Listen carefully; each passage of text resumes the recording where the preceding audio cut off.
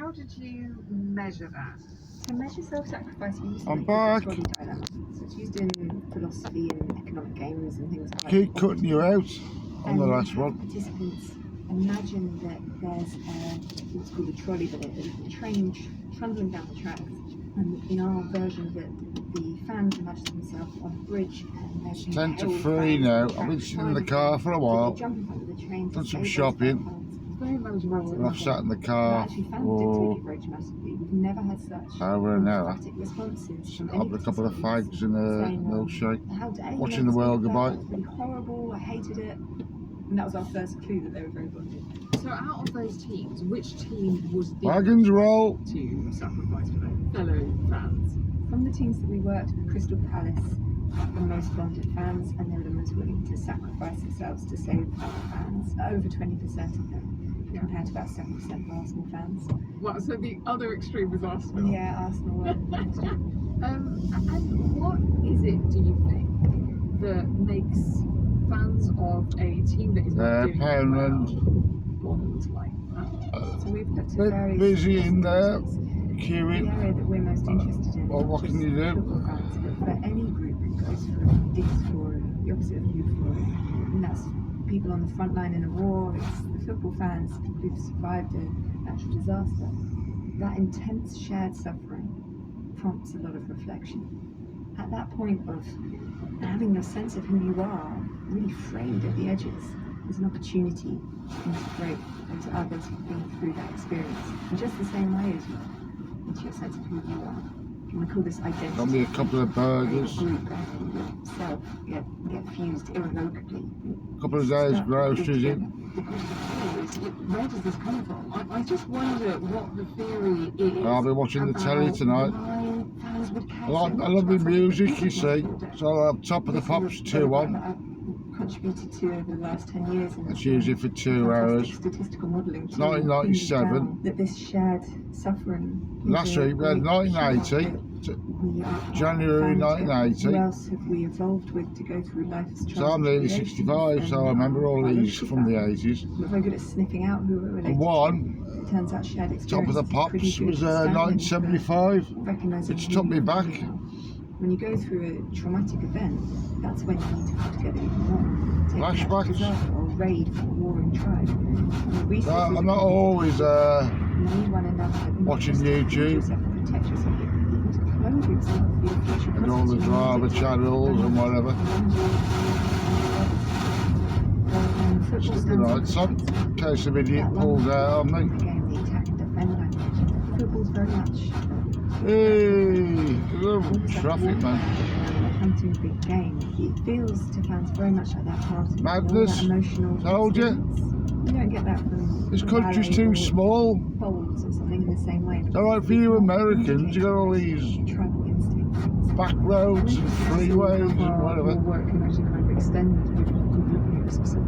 Which other groups have you studied? I get a bit congested in New York, that's about it, I think. Come out on ultras, extreme From what I events in can tell. Australia and Indonesia, where we found fusion was the biggest predictor of violence and sort of willingness to be violent as well. UK is like The a work sardine sounds much more can. bigger than football. So originally, researchers Somehow it seems to work for some reason. To explain We've got no choice, have we? So originally it was applied to how fused you are with your nation or eventually to certain values. And I came along to Oh, City of Wolverhampton taxi in front. Sports fans too, so we're basketball fans as well. That license plate is genuine. Members of fraternities and sororities. I think a lot of people would say that we live in just very, very different groups today, and they see football fans as expires in 4 weeks' time. That forgive me, any football fans listening taxi to this, but plate. almost kind of going to our most primitive state. 28th of But actually, after listening Feb. to you, I'm thinking maybe it's not going to our most primitive state. Maybe actually this is what keeps us going as a society. That we do have this kind of bonding, and that when we're going through tragedy, we do bond. I Bonding, think it's absolutely vital that we find ways to connect. And trauma bonding, To yeah. have good friends and a purpose through others is fundamental to a happy I'm a one-man connected band, existence, sorry. And maybe football can make some I small mean, I'm dent. horrible. I also think, say, in Northern Europe, it's very rare to see grown men I just don't have carry kids baggage. cry openly, but you do in football. So there is a space for safe emotional release. It's an absolute minority of fans who get aggressive or violent. The Oh, majority that is this really queue ain't bad. I'll turn right. identity. Please. That's such a warm answer. And so I asked Bobby what he made of Martha's research on just how self-sacrificing Crystal Palace fans are.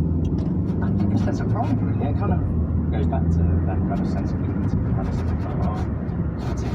Please. a lot of those kind of community-based clubs. It's about being there for each other, being there for the players, and enjoying the hardship of that rather than I think it just sounds like your dad played this really well, because if you'd have become an Arsenal fan, a stranger who was also an Arsenal fan would be less likely to sacrifice themselves. Arsenal, the Gunners. Would you sacrifice yourself for a Crystal Palace fan? I think so, yeah. And I'm not just trying to back up the science. This is mad. Make myself look good. I'm from South London myself. About the people. So yeah, I think that definitely would lend itself. Put you on hold for a bit. And so the plant seems healthy. You think? I would say so. I'm on a race again. Yes. Yeah. Okay. So sometimes when a plant invests Almost quite a lot in its cleared that leafy red. growth, it can be that you need to do a little bit of course correction on the feeding regime. And so when we feed plants with, for See, example, no what we roads, call no. an NPK fertilizer, it's sort of balanced and it addresses the needs of the plant, whether that's leafy growth, That's the only or root workers. growth, or flowers or fruits. And I'm just wondering, have you fed the plant at all, Christina, since you've had it? Not really, no.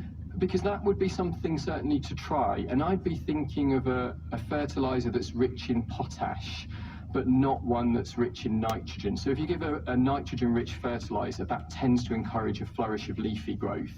Are they positioned in a sunny spot? Yes, it's quite sunny. Yeah, so I would personally be focusing on the feeding regime. It sounds like your plants are happy, they're not diseased, they're in the right spot, and they have flowered for you before, so you know that it can happen. And some of it might depend on, on the seasons, but I would certainly be trying to give it a high potash feed and see if that helps. Thank you very much. This guy would sell sand to the Arabs. Though you say they're in a He's got the position, is patter. there trees above them?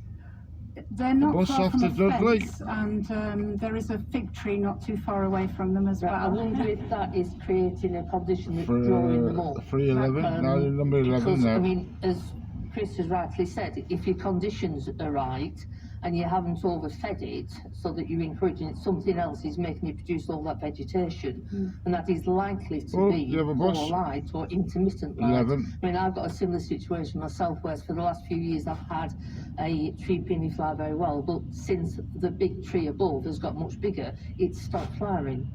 And I would describe that as as an open situation, but actually when you look at it properly, it's certainly not. Tree peonies need a lot of sunshine to ripen the wood, and they also need quite a bit of heat. And the last couple of years have been quite miffy on both fronts, so I think it may be a combination of environmental conditions and shade, that fence and that fig tree that's causing issues. So a bit of judicious pruning, I think, of the fig. Thank you very much. Thank you. Thank you, Christina. Who has our next question?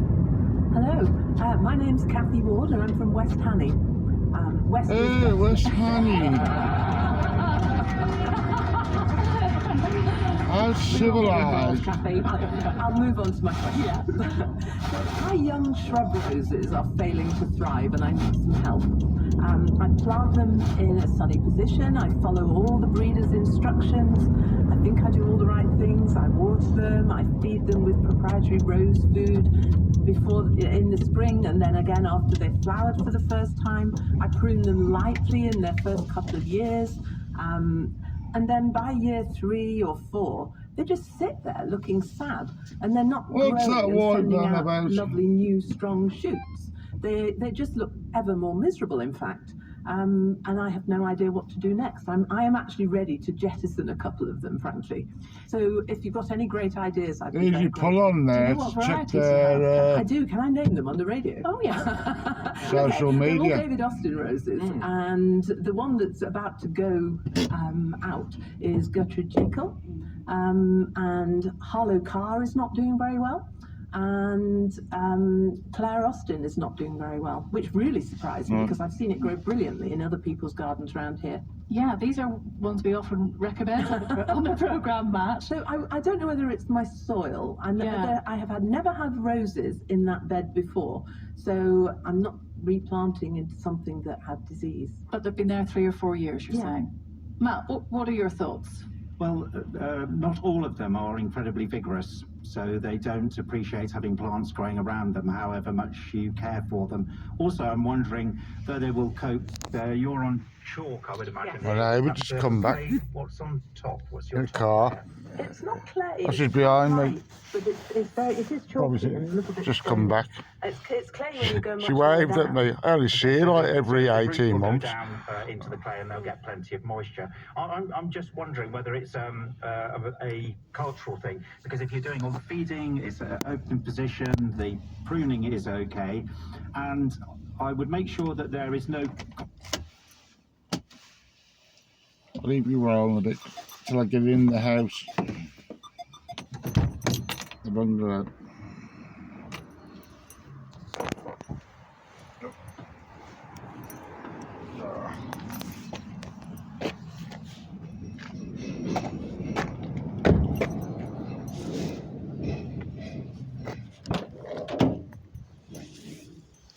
Yeah, so I've been shopping. So I'll sit in my car for an hour drinking one of them and smoke a couple of fags. Oh.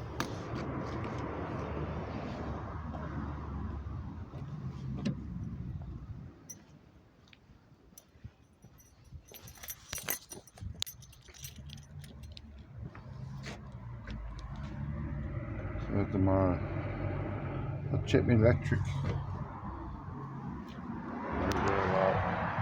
Like that there. Suspicious, isn't it?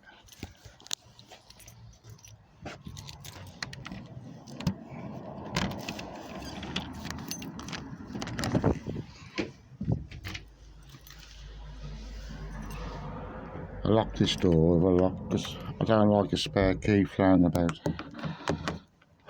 Because the landlord's got a bit chummy with the predator.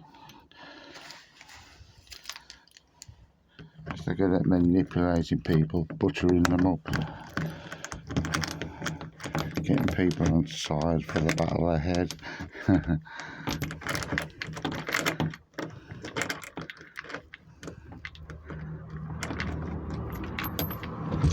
You could easily manipulate, because he's an empath, you could easily manipulate him to get the spare key. Come in my home when I go out. And that isn't paranoia, because something happened here 4 years ago. Because I lie little traps in my home. Anyway, I don't get my stuff.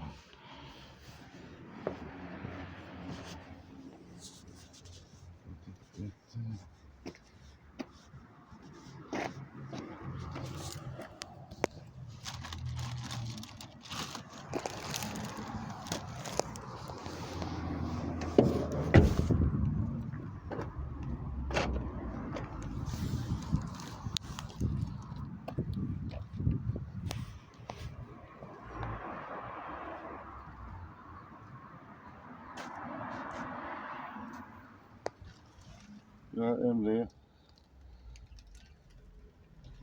It's a touch of sarcasm there, isn't it? My sentry guards my home when I'm away. Just let them know this is king of the castle, but he was here. Catch you soon, folks.